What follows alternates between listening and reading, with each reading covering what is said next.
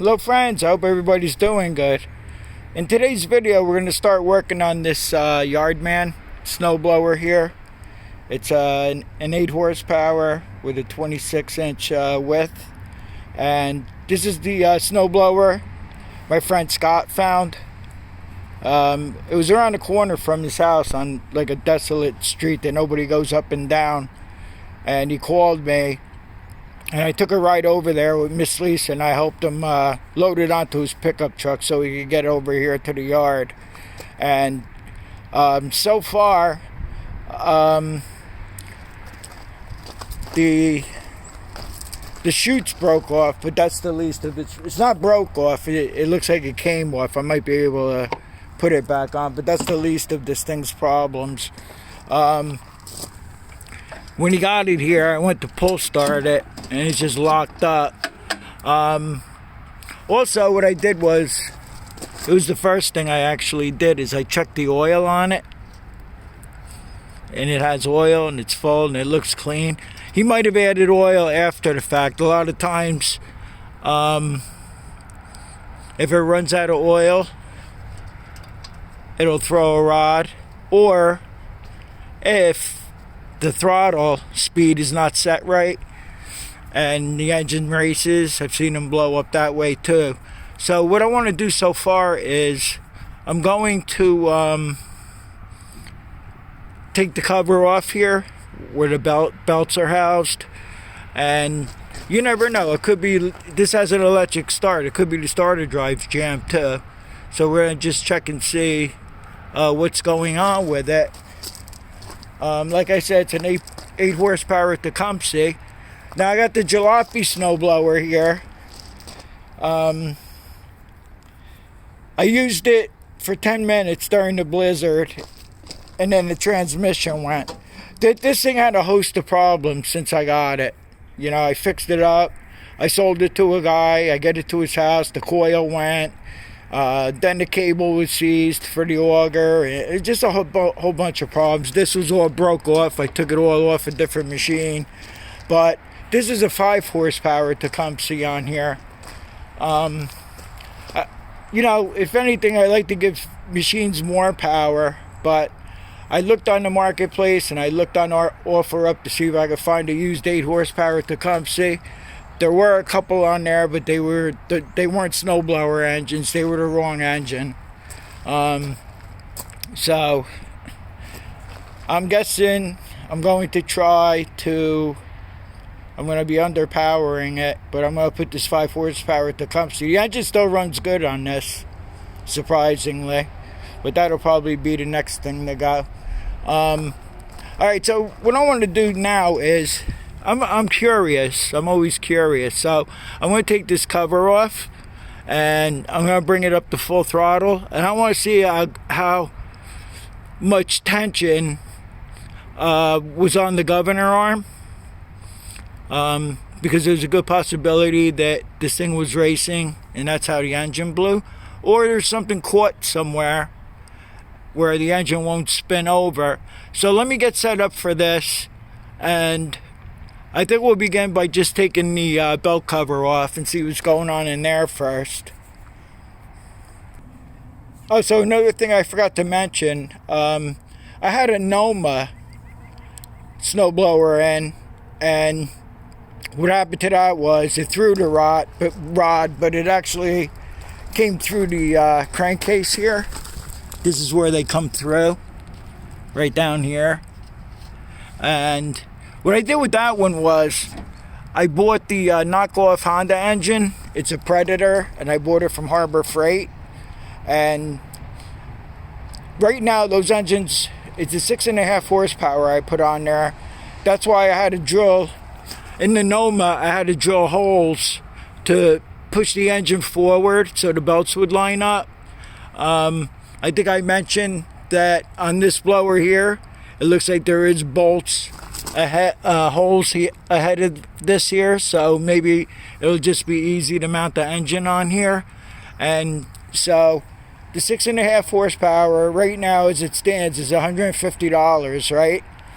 And the 8 horsepower, another horsepower and a half, is $300. It's like ridiculous. It's $150 for another horsepower and a half.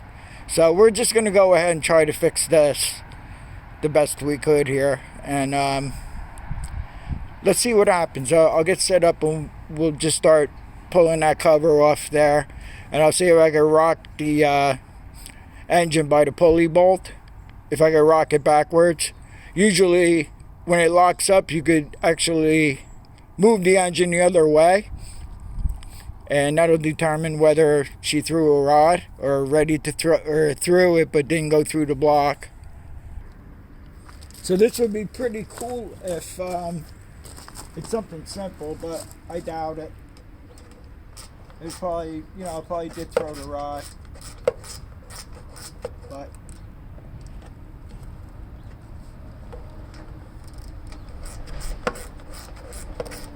to remove the bolts that hold this cover on, there's two of them.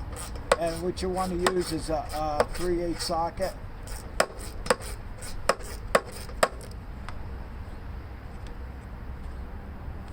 And of course the bolt is coming out hard all the way out. Okay, so we'll go around the other side and I'll pull the other one off.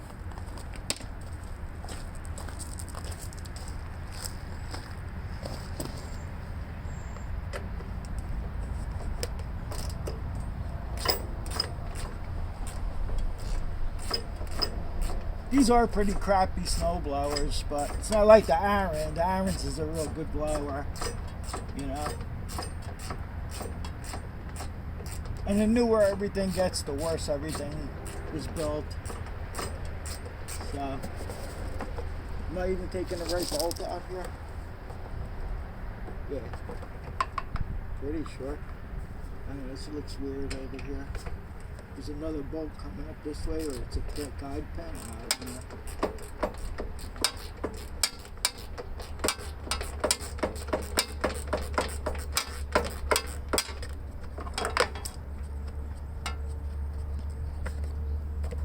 Okay, we got that.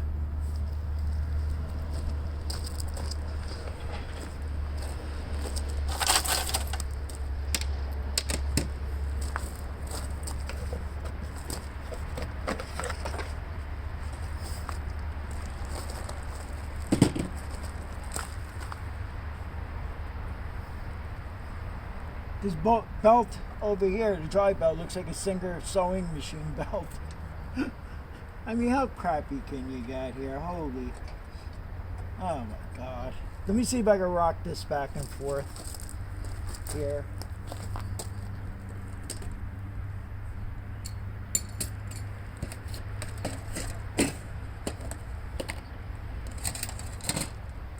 Oh, it's half inch or 9/16, so it looks like it's probably a 9/16.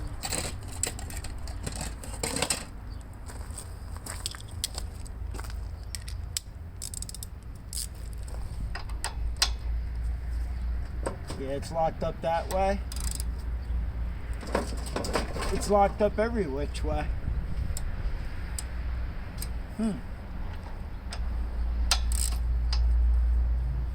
Unless a connecting rod got jammed between the... Yeah, that's really locked up good.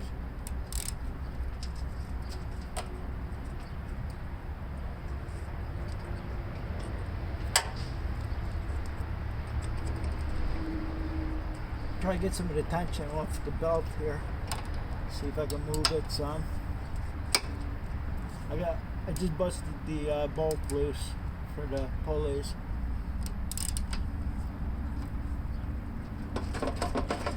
Okay. I know it's most likely just locked up all the way. I'll pull the spark plug out next and see what's going on in there.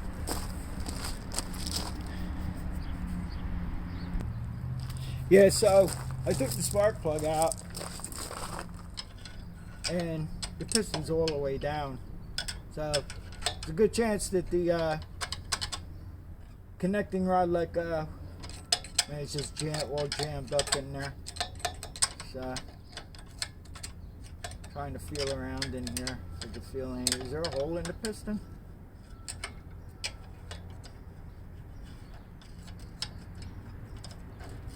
Nah. Alright. Maybe I'll pop the starter off. I mean, I just put electric to it. It's a good way to ruin the starter, but... So... I don't know. Let me think about what to do here now. We'll just go on and show you. I'll just stick the spark plug in there again for now. Sometimes you'd be surprised what you get. Sometimes people put spark plugs in that are too long, and then that'll stop the piston too. But then you could always turn the engine the other way and then clear the, the spark plug. But in this case, it just looks like the has a thrown rod.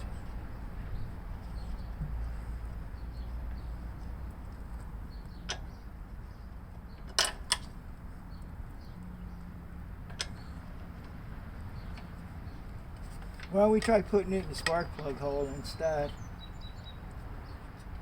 That'd be a good idea. Maybe someday I'll take this engine apart when we don't have anything else to do and see exactly what happened in there.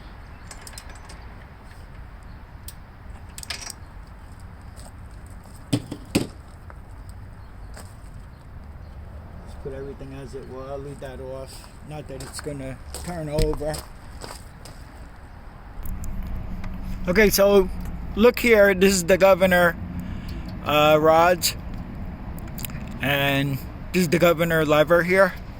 So I have this throttle all the way down right now, and you can't even move it. You go to full throttle here, and it's like the same. You can't even move it. It's jammed. So something happened internally here, because when you put the throttle down to idle or shut off, let's say, this lever here should come back, and then when you go full throttle, this lever here should go forward. It's just it's locked up. It's all locked up in there. Maybe someday, like I said, we'll take this off, and we'll take the cover off and see what's going on inside the engine.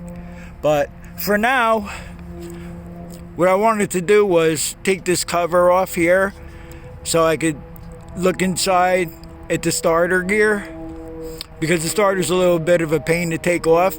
Plus, I'm going to be stripping this anyway. I'm not even going to bother. I took the recoiler assembly off, and I was going to stick a socket on the big nut here and try to move it back and forth, but there's no sense. This thing was stuck full throttle and it just exploded, and that was it.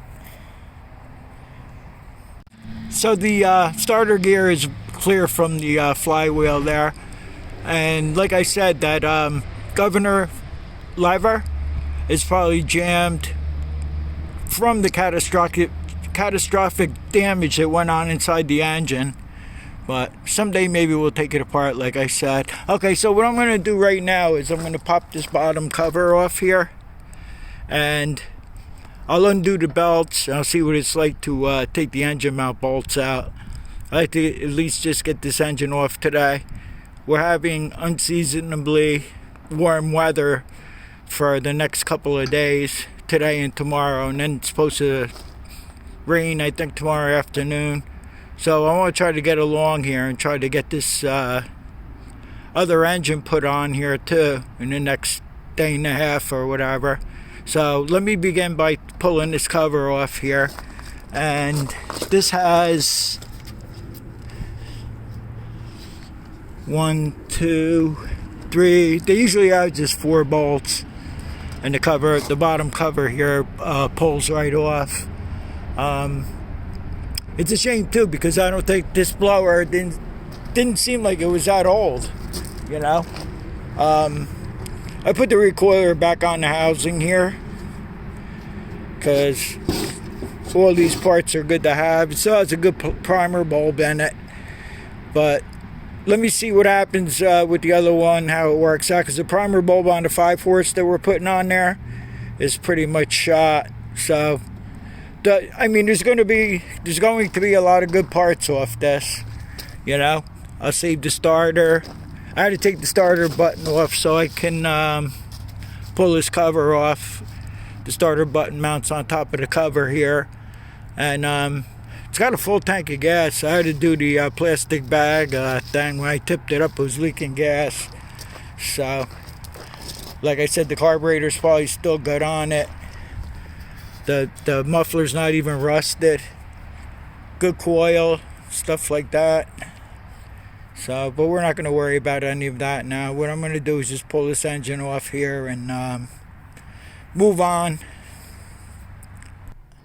Yeah, so I took the 4 bolts out that I showed you. I was going crazy with this. What I did was I just pulled this out like this. I'm going like this, trying to get it off. What you got to do is bring it down this way, and it just pops right off.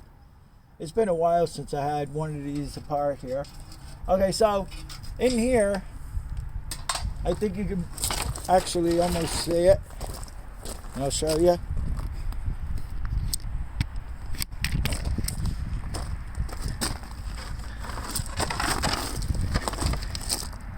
Okay, so the bolts are pretty easy to get to in here. Some of these are really hard to get to. So there's a bolt down here. There's another one here. There's 4 all together. Another one here and here.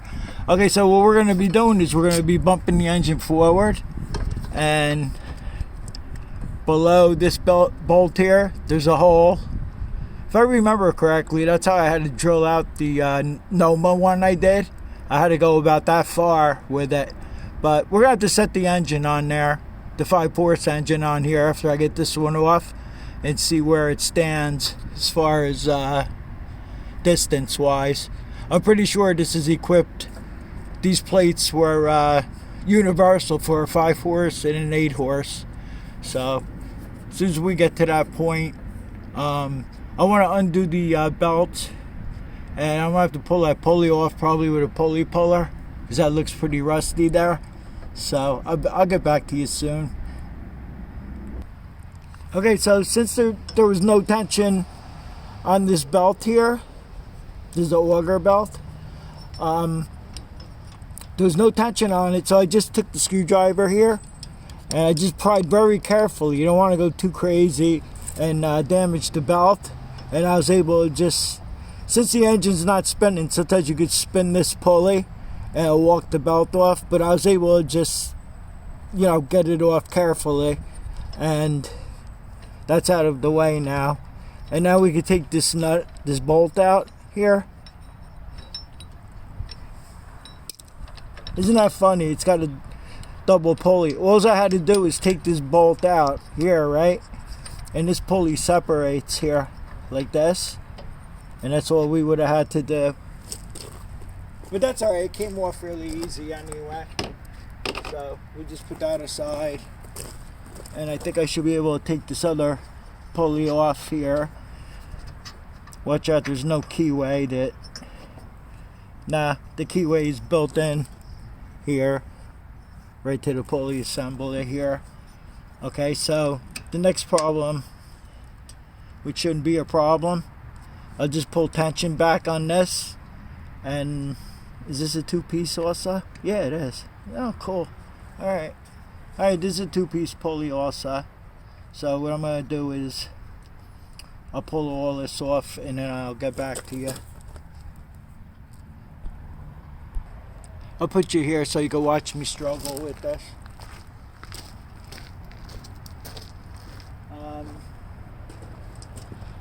Okay, so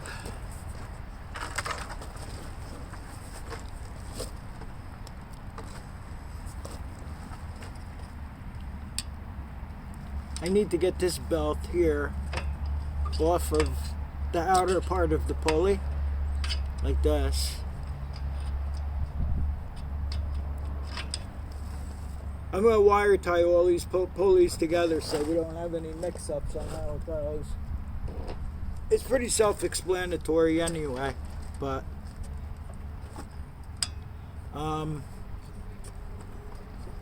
there's a tensioner here that always has tension.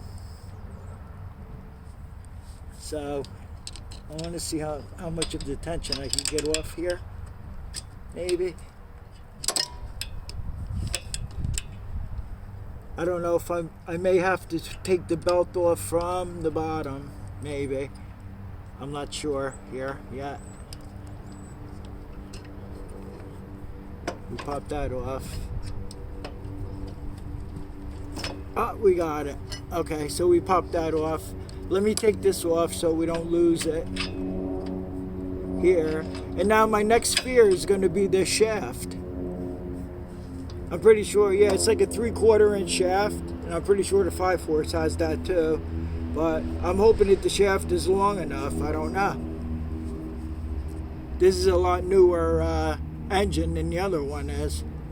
So, okay, so we're about ready. I can undo the 4 bolts, mounting bolts, and I'm going to leave the easiest bolt in there for last, and maybe jack up the back of this thing so I could just get the last bolt out with a ratchet without tipping this whole machine back up on its nose. And I'll be back to you.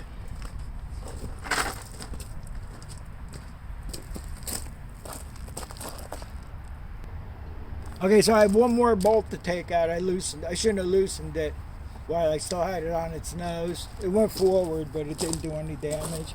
It twisted this way, but there's never anybody around when you need somebody around to help you. So I should really strap the engine in a little bit. I'm just going to take this bolt out and just hope for the best. So I mean, the engine's no good anyway, but still I want to destroy any good parts on it.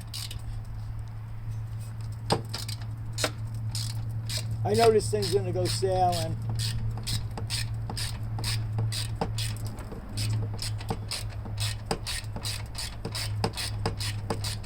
So that's the important thing. Just leave, the bolt is the easiest to get out if you're by yourself and you don't have help.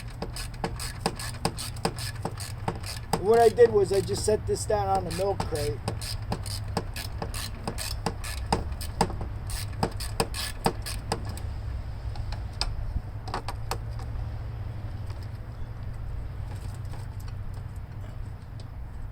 It's not so bad. There's not much to disconnect on this to get the engine off. Hardly anything.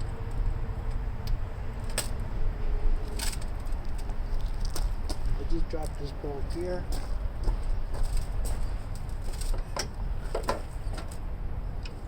Make sure everything's clear. Just lift it off.